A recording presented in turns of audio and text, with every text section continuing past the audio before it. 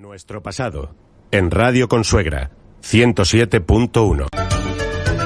¿Qué nos ofrece Pepe García Cano? Muy buenos días, Pepe. Hola, buenos días. Bueno, vamos a remontarnos a la época de los comuneros y vamos a hablar de María Pacheco, apodada la Leona de Castilla. ¿Qué me cuentas, Pepe? Dime. Así es. Bueno, María Pacheco, recordemos que no pasó por Consuegra, no pasó por el priorato, es decir, por nuestro territorio, pero sí que tenemos que hablar de ella primero por el Día de la Mujer, que hemos celebrado hace, pues esos casos, día y pico, y segundo por la relación que también tuvo el priorato de San Juan, y ahí sí metemos a prácticamente todos los pueblos y villas del entorno, en la relación que tuvimos estos pueblos de lucha también y de participación en la guerra de las comunidades, con lo cual nos vamos al siglo XVI, a María Pacheco, que era la mujer de Juan de Padilla. Aquí es cierto que no haría falta hablar de su marido, ¿no?, para darle importancia a ella. Es cierto que en primer lugar quien se marcó como líder comunero fue Juan de Padilla, ¿no? Pero María Pacheco, sí, es cierto que se va a ganar su título de mujer y de Leona de Castilla, como bien indicaba Alicia, porque ella de alguna manera fue la líder del movimiento comunero cuando él fallece, ¿vale? Sí. Nos ponemos en situación, siglo XVI, ya estaba gobernando Carlos I de España, V de Alemania, el emperador del Sacro Imperio Germánico de Occidente, un rey que cuando llega a España no sabía hablar castellano, lo insistimos, porque se le va a considerar un rey legítimo, ¿vale? Él toma posesión en los Países Bajos, que era su lugar de nacimiento y donde él se había criado, y este era una parte más de su reino, me refiero a este país, a España, con lo cual él llega aquí un poco perdido. Él ya había mandado, pues, lo que se suele decir globo sonda, ¿no? Había mandado asesores, había mandado a nobles de su propia confianza, no españoles ni castellanos, y eso va a hacer que en Castilla, en prácticamente todas las provincias castellanas y en buena parte de España, hay que extenderse mucho más allá de Castilla, llegar a Andalucía, llegar al norte, etcétera, pues todo eso provoca que se cree un clima de inestabilidad y de inseguridad, pensando que los que iban a gobernarnos iban a ser extranjeros, ¿no? Esa podría ser un poco una de las frases que resumen el movimiento de las comunidades, ¿no? Sí. No se confiaba en el rey, se lo consideraba un usurpador, un rey legítimo, y bueno, también los nobles, todo hay que decirlo, no solo se movieron por el bien común, por el bien nacional, podríamos decirlo, sino también por el bien personal, ¿no? Por sus posesiones y por así decirlo, su posición, ¿no?, de cara a ser asesores o a controlar un poco la monarquía. Sabemos que históricamente los reyes siempre han tenido a estos nobles a su alrededor que un poco han movido los hilos en la sombra, unas veces con más acierto y otras con menos. Por lo tanto, en ese clima de inestabilidad surge ese movimiento de las comunidades, ¿no?, de la guerra de las comunidades. El momento, la fecha clave, bueno, pues era 1521, ¿vale? ¿Por qué clave? Bueno, pues es cuando ya los soldados imperiales, llamados los realistas por nuestros antepasados, ¿vale?, pues lo que van a hacer es asestar el golpe definitivo en la batalla de Villalar, acordaos, ¿no? Sí. 23 de abril de 1521. Pero previo a Villalar, lo que había ocurrido en todas nuestras zonas, que había habido sucesivos saqueos, ataques por parte de unos y de otros, ¿no? Aquí, como siempre, la guerra de los dos bandos, bueno, pues unos atacan al que consideran enemigo y el otro viceversa. Nuestra zona, nuestro territorio, bueno, pues de alguna manera se adscribió al rey, al emperador, ¿no? Nosotros fuimos realistas, ¿vale? Es cierto que pudo haber algún noble en nuestra comarca, que es grande, algún noble que se pasara al bando comunero. Ahí tenemos el caso de Toledo, es decir, Toledo capital fue una de las ciudades junto a Burgos, Segovia, Ávila, y si nos vamos más hacia arriba, hacia Castilla, hacia el norte, pues más ejemplos, ¿no?, que se quedaron en el bando comunero, es decir, que eran los nobles que querían de alguna manera atacar al rey, y así lo hicieron. Por lo tanto, en nuestra zona, capitaneada por la revuelta, o por así decirlo, el apoyo al rey, estaba el gran prior de San Juan. Por esa razón nosotros fuimos realistas, es decir, no porque nos surgiera ese ánimo, ¿no?, de defender al rey en ese momento, sino porque el líder, nuestro líder religioso y por qué no militar, que era el gran prior de San Juan, Antonio de Zúñiga, pues va a movilizar a tropas. Se busca un contingente de tropas y de soldados que posiblemente sean muchos de nuestros tatarabuelos, que no lo sabemos, y lo movilizaron para atacar a los comuneros. Uno de esos ataques que va a quedar en la historia, en los anales, pues eso, desgraciadamente por una explicación triste, será los sucesos que ocurren en Mora, ¿no? Previo a la llegada a Toledo de Antonio Zúñiga, el prior y sus hombres, pues van a parar en Mora, ¿vale?, en Mora de Toledo, y bueno, pues en Mora nuestros vecinos van a sufrir y van a vivir un episodio, yo diría que de los más tristes de su historia, ¿no? Que es el famoso incendio, el tristemente famoso incendio de la iglesia de la parroquia de Mora. Cuando llegaron los realistas a Mora, les pidieron que se rindieran, les pidió el gran prior y don Diego, que era su capitán, les pidió que se rindieran. Llevaban bastantes hombres, llevaban más de 1000 hombres, llevaban infantería, llevaban caballos, con lo cual Mora, imaginaos la población mucho más menor que la actual, sí, sin armas, era gente del campo, gentes ganaderos, agricultores, artesanos, pues lógicamente no estaban preparados para la lucha. Es cierto que Mora no se entregó, es decir, Mora quería ser comunera. Y así incluso hay una canción, que ¿sí? Hay una especie de copla de la época que así lo dice, ¿no? Que Mora fue comunera, al igual que en muchos otros lugares de Castilla y de España, sí. Y por esa razón, pues los soldados del Gran Prior, de Antonio de Zúñiga, atacaron Mora. La mayor parte de mujeres, ancianos y niños, y algunos hombres, se refugiaron en la iglesia, ¿no? Se encerraron en la iglesia. Acto seguido, los soldados realistas prendieron fuego a las puertas, imaginaos las puertas de la iglesia, de madera, una madera antigua que ardería como la tea. Y también se dio la casualidad de que en parte del atrio, en una parte interior de la iglesia, pues se guardaban unos cuantos barriles de pólvora. O sea, imaginaos el resultado. El fuego, por una razón, no se aclara muy bien los cronistas, si fueron realmente por culpa de las llamas de la puerta o porque algún barril de pólvora cayó. Algunos había también en el coro, etcétera. Bueno, sí. Casos que explotaron, se incendió la iglesia y murieron. Bueno, las primeras crónicas hablan de 3000 personas. O sea, imaginaos Mora. Sí. Pues en población se daría quizá un poco menos que Consuegra, pero hablamos de mucha gente. Luego hay otra crónica, si la leemos, que habla de 2000, luego hay una tercera que nos habla de 1000 y pico habitantes. Yo creo que realmente nunca sabremos la cantidad de gente, claro, porque tampoco se hizo un padrón exhaustivo, ¿no? Claro. Hay algún documento, hay un curioso documento cuando luego se acusa a Acuña es el obispo comunero, ¿no? Uno de los principales líderes que aguantó casi al final. Aguantó también, es cierto, porque iba escapando, iba huyendo el hombre. Pero es cierto que Acuña, que estaba acantonado en Toledo... Y dejó sola a María. Efectivamente, había atacado Villaluenga de la Sagra, que os sonará cerquita de Toledo, la dirección autovía de Madrid, ¿sí? Y Villaluenga era realista y, claro, un poco en venganza, a ver si se cuenta, ¿no?, que fue lo que ocurrió en Mora, ¿no?, en venganza de lo que hizo Acuña y sus hombres, de lo que hicieron en Villaluenga. El caso es que el resultado fue de cientos de muertos, hablamos, como os decía, de algunos miles, dejando ahí un poco en la nube si fueron 1500, 2000 o 2000 y pico, pero mucha gente, insisto, sobre todo niños, mujeres, ancianos, también algunos hombres. Los pocos que aguantaron, se dice que en sus casas algunos se acantonaron y aguantaron al enemigo, pero otros tantos hombres que iban, lógicamente, con su mujer, con su hijo, con su padre, con su madre, se escondieron en la iglesia y perecieron porque la iglesia fue pasto de las llamas, ¿no? La iglesia hubo que reedificarla entera. Y aquel episodio quedó en las crónicas y como os decía antes, se hicieron cantares, ¿vale?, de lo ocurrido allí en Mora, y se recordó durante años, no, durante siglos. O sea, seguimos hablando de ello porque aquello fue tremendo.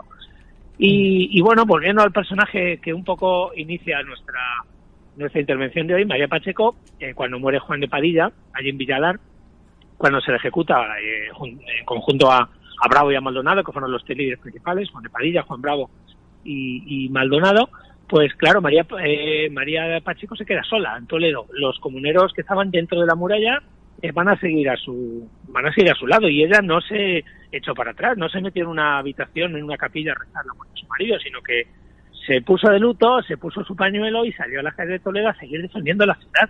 E imaginaos, desde abril de 1521 hasta febrero del siguiente año, Toledo siguió siendo comunera, exclusivamente la capital, porque el resto de pueblos y comarcas ya habían sido tomados por los soldados imperiales, ¿no?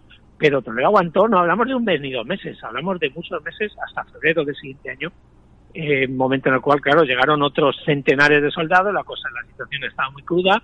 Algunos nobles toledanos afines a las comunidades vieron que quizá convenía más sumarse al lado del rey, con lo cual, bueno, pues un poco, como se suele decir vulgarmente, cambiaron de chaqueta y se posicionaron con los soldados imperiales. Y aquello ya, bueno, pues fue el declive, ¿no? En 1522 fue el declive del movimiento comunero. La pobre María, fijaos cómo sufrió primero, le matan al marido, ella era madre, ya tenía un pequeño que tenía que cuidar, además de estar continuamente, vigilando y procurando que las murallas de Toledo no fueran tomadas por los imperiales que tenían sitiada la ciudad. Menos mal que fueron muy listos y tenían provisiones y tenían medios y métodos también para escapar de la ciudad y traer mensajes. Es decir, era pues un perfecto episodio que podíamos haber visto reflejado en cualquier película. Y hay alguna película por ahí, ¿no? Rodada sobre las comunidades y sobre el propio personaje, ¿no? De María Pacheco.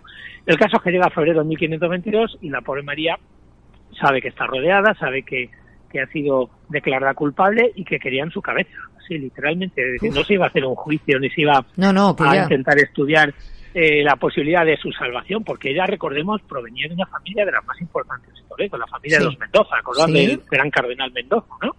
Fundador del Museo Santa Cruz actual, antiguo Hospital de la Santa Cruz. Bueno, pues ella tenía en su sangre tenía una genealogía increíble, pero aquello no le sirvió para que el rey la condenase a muerte, ¿no? La orden era decapitarla y que pagara por sus pecados, ¿no? Por atentar contra el rey. Con lo cual la pobre tuvo que salir, dice las crónicas, por la puerta del Cambrón, que conoceréis muchos oyentes, la puerta del Cambrón de Toledo, hacia la judería.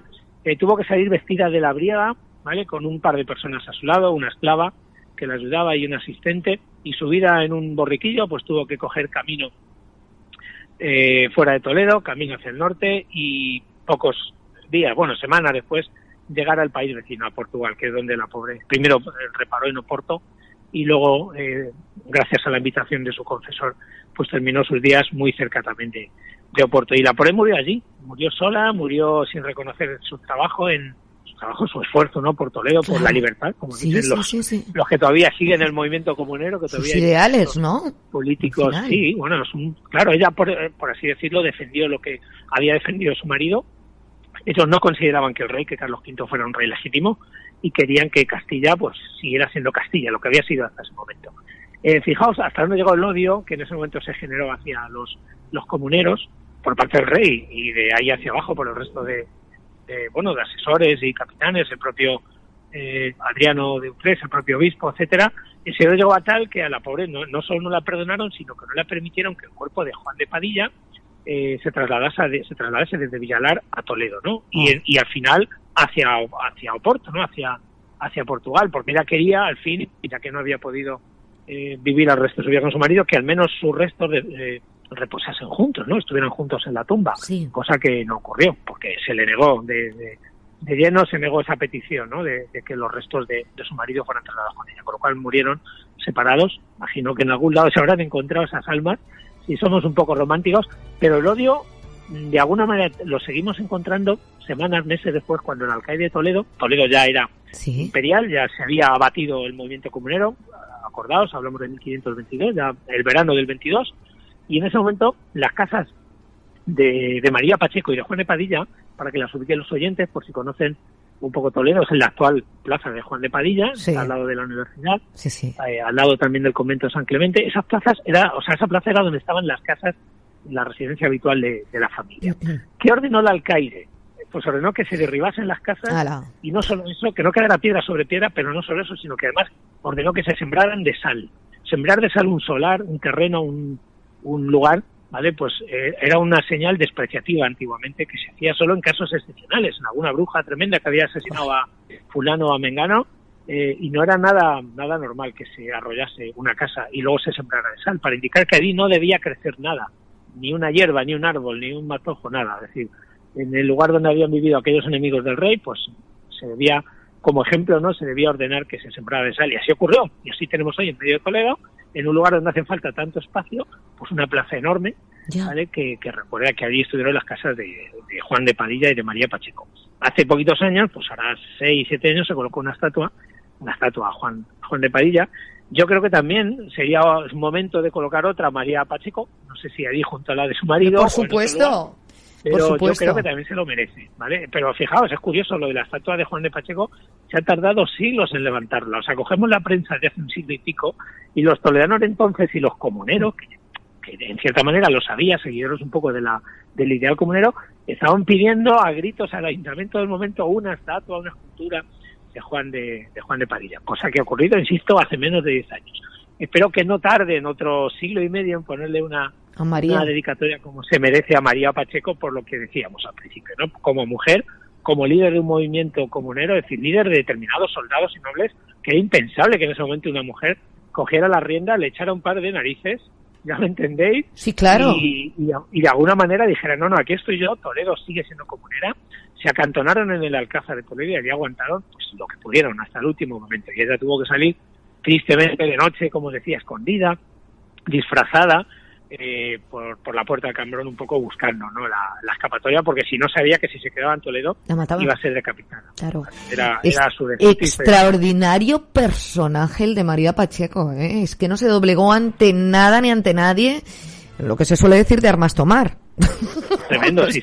Estamos hablando de, exactamente, va a hacer ahora, está haciendo 500 años, ¿no?, de aquella historia. 500 5 años. siglos. Imaginaos la mujer, si hablamos de hace unas décadas, el puesto que tenía, es decir, relegada socialmente, laboralmente, y bueno, nada nuevo, es decir, no vamos ahora a hacer aquí ninguna apología, pero está claro el papel que ha tenido la mujer en la historia. Si nos vamos 5 siglos atrás, bueno, pues que una mujer pudiera liderar ese movimiento, los soldados, el poder que tenía el arzobispado en ese momento, pues ella lo controló, porque se controlaba, claro, los comuneros tenían su obispo y sus religiosos afines, ¿no?, que no eran imperiales.